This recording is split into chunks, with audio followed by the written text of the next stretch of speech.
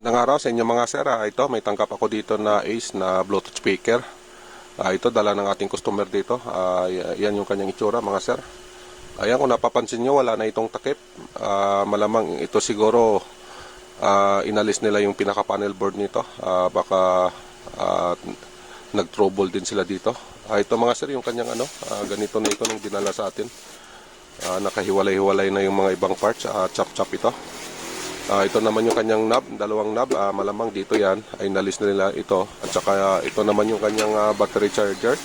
Ayan o. Tsaka yung kanyang tornilyo, dito na rin o. Nakabalot na ito ng silupin. Ito mga sir, yung kanyang tornilyo. Ayan. Ayan na. Tsaka yung battery nga pala nito, ito na rin o. Nakalabas na rin. Ganito na ito nung dinala sa atin. At saka yung kanyang board nga pala. Ito mga sir, yung kanyang board. Yan. Ito na. Tsaka yan, yung kanyang main speaker. Ito naman yung kanyang dalawang speaker dito. Ito mga sir, ikot ko lang. Ayan mga sir, yung kanyang likuran. Ayan. Ito. Dito nakalagay yung main board nito. At saka yung battery niya, malamang dun sa loob siguro yan. Yan, sila na kasi ang nagtanggal niyan. Ito mga sir, alamin natin kung ano ang problema ng unit na ito. Ang sabi kasi ng may-ari nito, wala daw itong power, ayaw umandar. Bali yun yung pinapagawa sa atin. Ito mga sir, alamin lang natin. Pause ko lang muna. Dito tayo mga sir sa kanyang battery. Dito tayo mag-uumpisa. Kasi itong battery na ito yung nagdadala ng kanyang power. Ito kasing unit na ito, battery operated ito. Ito, reading lang natin dito. Yung ating multimeter pala nakaset na yan sa DC volt. Ayan mga sir, naka DC volt na yan. Yung ating multimeter dito lang, positive, positive, negative, negative. Ito, reading lang natin ito. Ayan mga sir, may reading naman ito na 12.41 volts. Ibig sabihin na mataas pa naman yung karga nito. Ito namang battery na ito, ito naman yung kanyang pinaka-charger. Ito, 12 volts. Itong charger, malamang 15 volts ito. Yan. Ang gawin natin dito mga sir, yung battery nito, ikabit natin dito sa kanyang board. Alamin natin kung ano ang problema, bakit ayaw mag-power ito. Dito, ihinang ko lang dito sa kanyang battery terminal. Yan, no? Ito mga sir, yung kanyang battery terminal. Ito naman yung kanyang positive. Ito naman yung kanyang ground. Ito naman yung indicator. May nakalagay naman dito na battery. Ibig sabihin ito yung terminal ng battery. Ito naman yung kanyang switch. Yan, on off. Bali ang ginawa ko dyan. Ito, dinirect ko na lang muna. Pansamantala. Yan, para testing natin. Ito mga sir, lagay ko lang yung battery natin dito. Ito mga sir, nakaload na yung ating battery. Ito, reading tayo dito.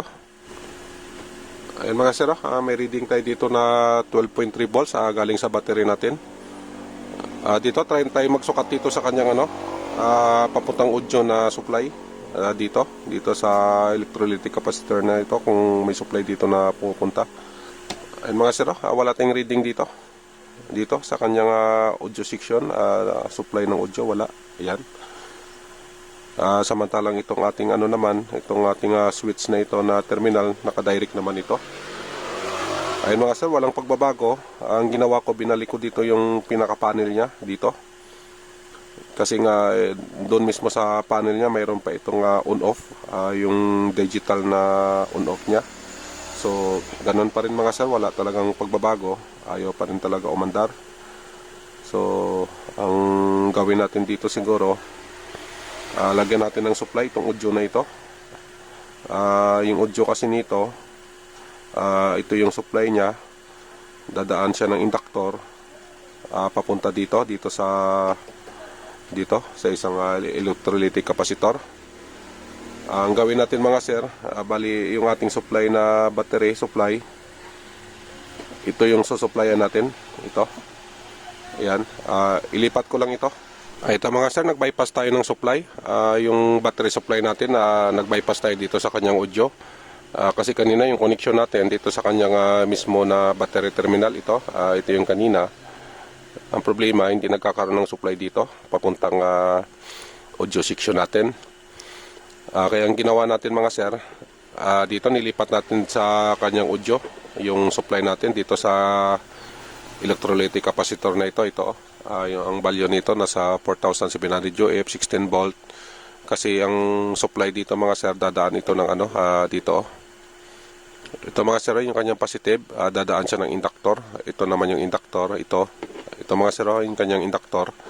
Ito yung isang paa papunta dito. Tatagos ito dito sa diode. Ayan may dalawang diode dito. Ayan mga sir. Tapos yung positive ng diode pupunta na dito sa positive din ng electrolytic capacitor. Ito mga sir, i-reading natin kung nakakarating dito yung supply. Dito muna tayo mag-read sa kanyang battery supply. Ito, dito. Positive, positive, negative, negative. Ayan mga sir, may reading tayo na 8.93 volt. Bumaba yung supply natin. Siguro kumakain na siya ng supply. Dito tayo sa kanyang papuntang audio na. Dito kung ito ba may supply. Pag may supply kasi ito, ibig sabihin may supply na rin itong ating audio amplifier. Dito pa rin tayo mga sir, negative line natin. Dito naman yung positive natin. Positive ng electrolytic capacitor, papuntang audio, dito lang. Ayun mga sir, 8.6 may reading tayo. Ang ibig sabihin, yung supply natin sa battery nakakarating dito dito sa capacitor na para sa audio. Saka dito mga sir, may napansin ako dito na ilaw na maliit dito sa kanyang mismong amplifier. Mga sir, may umiilaw, ibig sabihin buhay na yung kanyang audio. Yan Ito mga sir, inalis muna natin yung battery supply natin. Dito tayo mag-focus sa kanyang board. Dito nga pala mga sir, dito sa terminal ng kanyang battery, dito. Ito yung terminal ng battery. Ito, bali ang dinaanan pala nito papunta dito sa ayun mga sir, itong kanyang positive na ito papunta dito sa paa ng MOSFET. Ayun mga sir, ang MOSFET na yan. Ayan, ito ay reading natin. Ito yung kanyang positive, tumagos dito sa paa ng IGBT na ito. Ayan At itong pangalawang paa niya naman, tumagos din dito sa ininjikan natin ng bypass na supply kanina. Ito mga sir, sa pangalawang paa. Dito.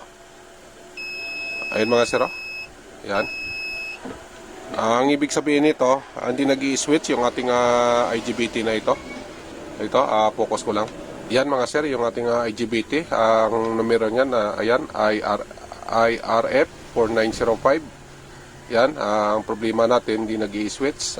Dito yung input natin na galing sa battery terminal. Mag-output siya dito, papuntang audio natin na supply. So, ang nangyari mga sir, hindi siya nag-i-switch. Kahit na yung switch natin naka-on naman, kahit na yung sa digital niya na switch, kahit i-on mo yon, wala pa rin talagang power. So, ito, tanggalin natin to. Check natin itong pisa na ito. Ito mga sir, nalis na natin yung kanyang MOSFET. Dito galing ito. Ayan, inalis na natin ito. Sukatan natin ito. Baka may kinalaman dito. Yung ating multimeter nga pala, ayan, nakasit na yan sa times 1 key. Ito mga sir, reading natin. Pero bago natin i-read ito, i-off muna natin. Baka may karga pa. Ganun lang mga sir. Ayan, di lang natin dito sa ating daliri. Ito, sukatan natin ito. Reading natin yung kanyang drain at saka source. Yan, walang reading. Balik na rin natin to. Yan. Yan, may reading siya. Yan, balik na rin natin ulit. Ayan, walang reading. Ang gawin natin, kargahan natin yung kanyang gate. Ito, karga. Balik natin dito sa drain. Ayun mga sir, may reading. Ibig sabihin, nag-i-switch naman. Ito, discharge natin. Discharge natin ng kulay black natin dito. Yan. Balik natin dito sa dating posisyon. Ayan, walang reading.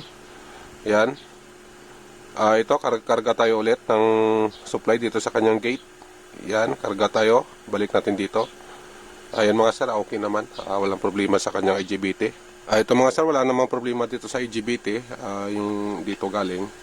Kasi itong naman, itong kanyang drain at saka source, nag-i-switch naman ito. Ang problema natin ito, yung isang paa na ito, yung kanyang pinaka-trigger. Ito yung walang hindi nagbibigay ng trigger ito. Ito yan mga sir. Dito yan siya. Yan. Yan, buzzer mode tayo. Tagos kasi yan dito. Yan mga sir. Yan, tagos yan dyan. Papunta dito. Yan, no? So, ito mga sir, medyo mahirap natin gawin to kasi ayan nga, dadaan pa siya dito sa sakit na ito, papunta doon sa ano niya, sa panel doon sa harapan. Ito, pakita ko lang. Mga sir, tatagos pa siya dito. Babaklas pa tayo dito, pero ang gawin natin, hindi na natin ito babaklasin. Bali, ang gawin na lang natin, gawan na lang natin ng paraan kasi pag binaklas pa natin ito, halimbawa may makita naman tayo nasira doon. Ang problema mga sir, wala din tayong pamalit. Kaya ang gawin na lang natin na solusyon, ano na lang, lagyan na lang natin ng switch siguro yon, yung pinaka, ito mga sir, lagyan na lang natin ng switch itong board na ito. Dito tayo maglagay sa kanyang drain at saka source.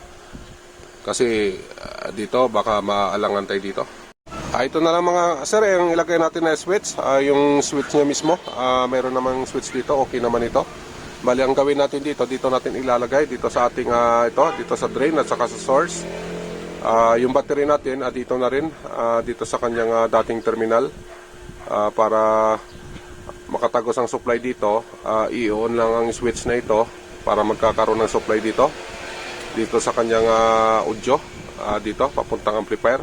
So ganun lang yung gawin siguro natin para matapos na agad ito, kasi ito mahirap magbaklas nito mga sir, yung kanyang panel, kaya wag na natin itong galawin. Useless din kasi baka wala tayong pamalit, useless din. Yun na lang yung madali na gawin natin. Ito, gamitan na lang natin ito, switch nito. Ito mga sir, bago natin ito i-assemble, check muna natin yung kanyang charging. Dito, ilalagay natin yung battery natin dito, tapos mag-i-input tayo dito ng supply na 15 volts. Ito mga sir, sira na yung chargeran nito. Yan mga sir, ito papalitan na rin natin to, pero ang gawin natin ay i-testing muna. Dito lang tayo maglalagay muna ng input dito sa likuran.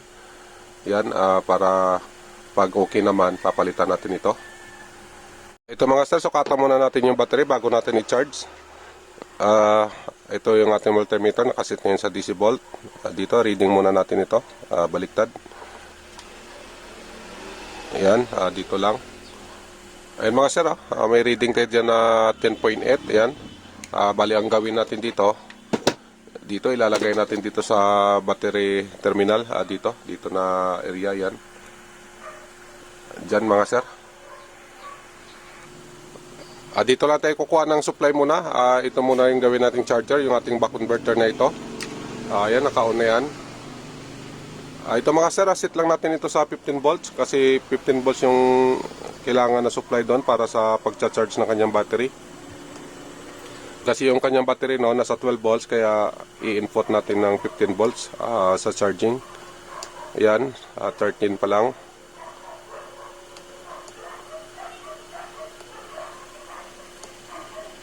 Ayan mga sir, ayan, nasa 15 volts na. Dito, balik tayo dito. Ito, double check lang natin mga sir, yung galing back converter natin. Ito yung ating multimeter, DC volt pa rin tayo. Ito, on pala natin, hindi pa pala na on. Ito, ayan, na on na. Ayan mga sir, may reading tayo dyan na 15.15 volts, ayan. Bali, ang gawin natin dito, ito kasi sira ito. Bali, ito muna, dito muna tayo. Tapos yung battery, dito sa battery terminal. Ito mga sir, ilalagay ko lang. Ito na mga sir, na ilagay na natin. Ito, negative, positive dito. At saka yung ating battery naman, dito na sa battery terminal. Ayan, positive, negative. Ito mga sir, i-reading muna natin yung sa battery natin bago natin i-on itong ating charger. Ito yung ating, ito. Ayan, naka-DC volt pa rin tayo. Dito tayo sa kanyang battery terminal. Ayan mga sir, may reading tayo dyan na 10 volts. Yung ating hindi pa nagbibigay ng supply yung ating charger. Ito, power on ko lang yung charger natin. Ayun na mga sir, naka-power on na yan yung charger natin. Dito tayo, balik tayo dito sa kanyang battery terminal kung ano yung pagbabago, kung tumaas ba yung supply nito dito. Ayun mga sir, 13.55 volts. Ayan, ibig sabihin nagkakarga. Ayan, Ito namang ating input supply ng charger. Ito, reading natin ito. And mga sir, may reading tayo na 14 point, yan, 84 volts. Yan. Tsaka yung ating indicator light, ito, nagko-kulay green na rin. Ayan mga sir, ibig sabihin nagcha-charge na. Ito mga sir, i-install na natin ito kasi nga okay naman yung kanyang charger. Bali ito, lalagyan natin ng switch to. Yung sabi ko sa inyo kanina. Ito, ikabit ko lang. Ito mga sir, na-install na natin. Yung ating battery terminal pala, ito dito rin sa battery terminal niya. Yung ating battery pala andun na sa loob. Ayan na, naka-install na yan. Ayan o, dinikitan ko na yan mga sir. At saka yung ating switch nga pala, ito yung switch natin na pinalit natin doon sa dito sa IGBT na ito or MOSFET. Kasi nga ayaw ito mag-trigger, kaya ang ginawa natin na paraan ito na lang, bali switch ito mga sir, dito sa kanyang drain at saka source. Tsaka yung chargeran nga pala pinalitan na rin natin. Wala tayong kaparehas nito, ayan o. Ito kasi yung sa kanya sira na, kaya ayan na lang yung pinalit natin o. Ayan, modified na lang ito kasi wala tayong ganito na klase mga sir. Ito, testing na natin. Ito, naka-install na lahat. Ito mga sir, nag-iisang speaker lang, mono type ito. Ito namang iba, ito yung sa mga ilaw niya na ito. At ito naman yung papunta dun sa panel. Ito, papunta dun sa harapan. Yan. Ito mga sir, testing natin. Ikot ko lang. Ito na mga sir, nakaharap na. Ito nga pala, hindi ko pa naibalik yung knob nito. Kasi nga may problema din yung knob nito. Ito mga sir, dito, dumudulas na kasi ito. Wala nang wala nang ngipin. Ito mga sir, maski ibalik natin to, ito ganito. Ayan. Ayan mga sir, ayan, sira na rin to. Kaya ang gawin na lang natin dito, ilagyan na lang ito ng pandikit. Ito mga sir, final test tayo. Dito, baba muna natin yung kanyang volume. Ayan. Dito tayo sa kanyang power. Ito yung ginawa natin na modified. Dahil nga ito, hindi nagkakaroon ng supply. Wala kasing, ang problema kasi dito yung kanyang trigger.